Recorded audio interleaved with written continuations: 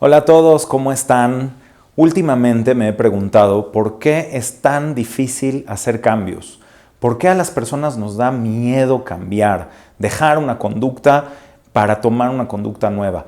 Y para hablar de ese tema se me ocurrió hablar de una historia muy personal que para mí es muy importante y creo que realmente, por lo menos a mí, me ayudó a entender cómo lograr hacer cambios en nuestra vida. Es la historia de cómo dejé de fumar. Se las comparto hoy con mucho gusto. Comenzamos.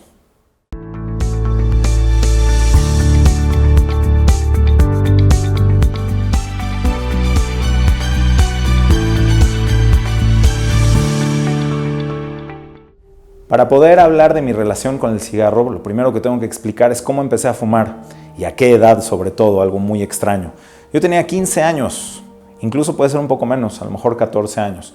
Y como siempre, en aquellas épocas, estamos hablando de los años 90, pues el cigarro no estaba tan mal visto y era como demostrar que eras ya grande, demostrar que ya eras autónomo, que podías tomar ese tipo de riesgos y decisiones, atreverte a hacer algo a escondidas sin que tus papás supieran, sin que tu familia supiera.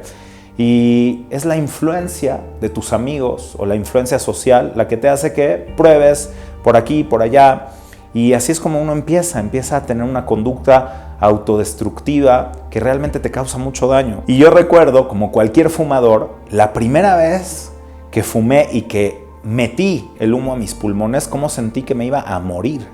Sentí que se quemaban mis pulmones. Y es muy extraño cómo uno se fuerza a hacer algo que tu cuerpo rechaza por naturaleza, pero te fuerzas para demostrar que sí puedes. Y así hasta que de repente dices, yo fumo, pero yo no soy fumador. Fumo porque quiero, pero si no quiero no fumo. Y sin querer y sin darte cuenta empiezas a literalmente hacerte adicto a las sustancias del cigarro, a la nicotina, entre muchas otras sustancias, hasta el punto en el que realmente entras en esta desesperación de no tener un cigarro y no poder fumar y sufrir por no tenerlo. Después de un tiempo yo me fui a una yeshiva en Israel. Y en la yeshiva, una academia religiosa donde se estudia Torah, donde se estudia Talmud, lo último que imaginé era que la gente ahí iba a fumar, pero lo peor de todo, recuerden, estamos hablando de los años 90, es que la gente fumaba incluso en las clases. Entonces para mí fue como, yo lo voy a tener que dejar porque voy a llegar a un lugar donde seguramente eso no está bien visto, pero no, al contrario, todo el mundo fumaba todo el tiempo. Y entonces, pues mi vicio se hizo todavía peor. Y así duré años y años y años y años. Increíblemente fumé durante 17 años de mi vida, comenzando por demostrar que era grande y que ya podía fumar y que estaba en onda con todos mis amigos, hasta llegar al punto donde quería dejar el cigarro y ya no podía, ya estaba yo esclavizado al cigarro, aunque de verdad lo odiaba. Entonces pasó algo que yo considero mágico.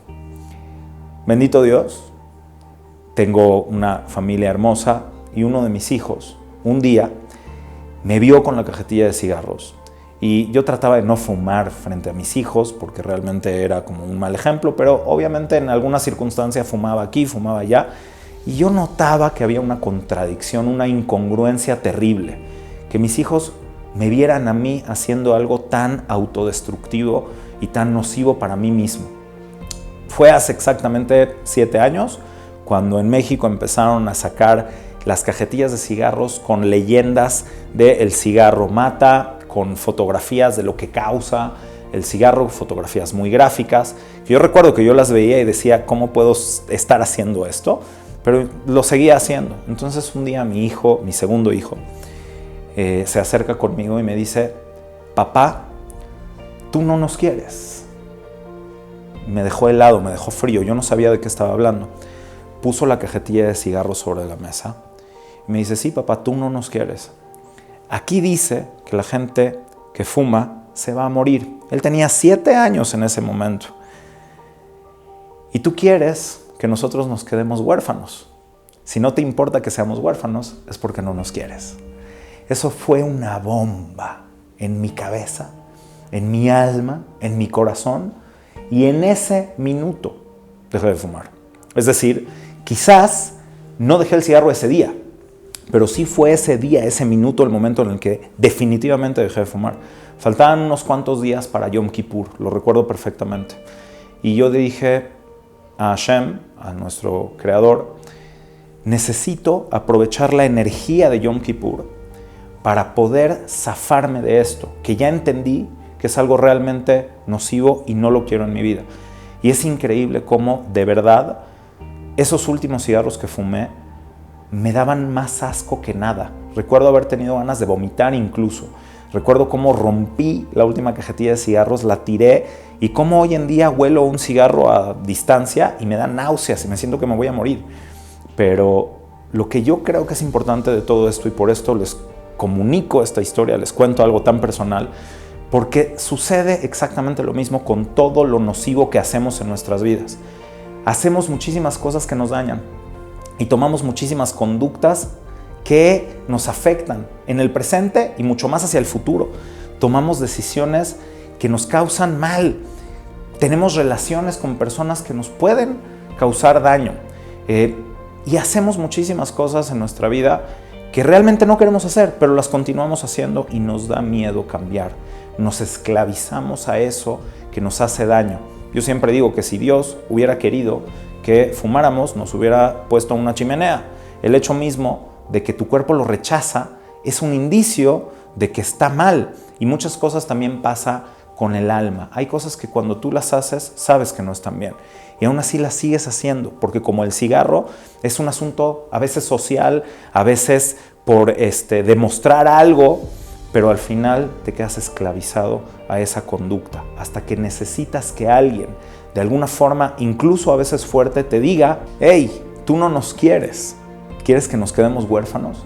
Lo mismo pasa en esta época de reflexión.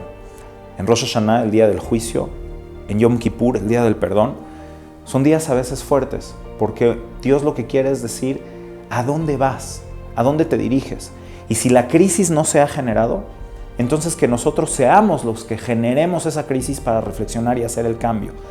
No hay que tenerle miedo al cambio. Al contrario, cuando logramos dejar una conducta destructiva, el sentimiento de libertad es de los sentimientos más placenteros que te puede dar la vida. Yo creo que el más placentero de los sentimientos que me pudo haber dado el cigarro es el hecho de saber que lo dejé. Lo mejor que me dio es haberlo dejado.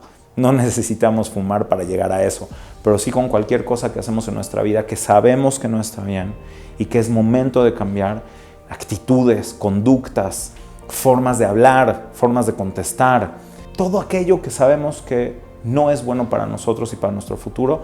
Hagamos el cambio, que no nos dé miedo cambiar, hagamos el esfuerzo y no esperemos necesariamente a que venga alguien en la vida o la vida misma a decirnos: hey, tú no nos quieres. Así es que la próxima vez que estés haciendo eso que realmente no quieres hacer, o la próxima vez que digas esa palabra que sabes que no la querías decir, o que ofendas a esa persona, deja de te identificar con eso y haz el cambio. Atrévete a hacer el cambio, rompe eso que te está atando, rompe tus ataduras, demuéstrate que puedes ser una persona nueva cada día y aprovechemos esta época de reflexión para llevar a la realidad esos cambios que necesitamos hacer.